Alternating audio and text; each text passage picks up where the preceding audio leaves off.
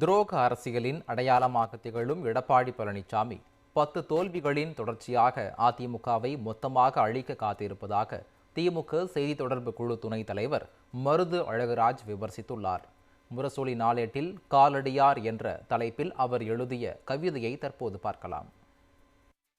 துரோகங்களால் தோரணம் கட்டி அரை நூற்றாண்டுகால அதிமுகவுக்கு கல்லறை கட்டி வரும் கலிகால அரசியலின் துரோகமைச்சார் யார்? சேலம் கண்ணன் தொடங்கி செங்கோட்டையன், சசிகலா, ஓபிஎஸ் என கூர்தீட்டிய கரங்கள் மொத்தத்தையும் பதம் பார்த்த கோடாரி. உள்ளே வந்து உழை வைக்கலாம் என கணா காணும் ஸ்லீப்பர் செல் டிடிவியை உள்ளே வரவைத்து மொத்தமாய் முடிக்க முன்னேற்பாடு நடத்தும் முதுகுத்து திலகம். மேடுகளில் தேடும் அரசிகளை மேஜைக்கு கீழே கண்டெடுத்த கூவத்தூர் குத்தகை தலைவன். கொடநாடு முதல் கோட்டை வரை தூர்வாரிய பெருந்தகை. 8 தொகை 10 பாட்டு என்னும் சங்கத் தமிழை 8 தோல்வி 10 தோல்வி என்பதாக்க கஜினிக்கு போட்டியாக காலம் நிறுத்திய பழனி. கம்பராமாயணம் எழுதியது சேக்கிலார் என்பதை துப்பு துலக்கிய சிலுவம்பாளையத்து சின்ன கம்பர்.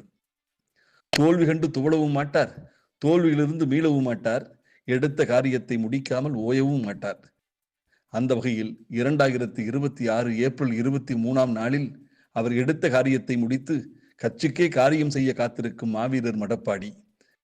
எம்ஜிஆர் முகவுரை எழுதியதற்கு, அம்மா தொடர் உரை எழுதியதற்கு முடிவுரை எழுதும் யோகக்காரர் எடப்பாடி. என்ன செய்வது? ஒரு ஜல்லி உடைக்கும் எந்திரத்தை சிற்பி என நம்பியதால் வந்த வினை. கதம்.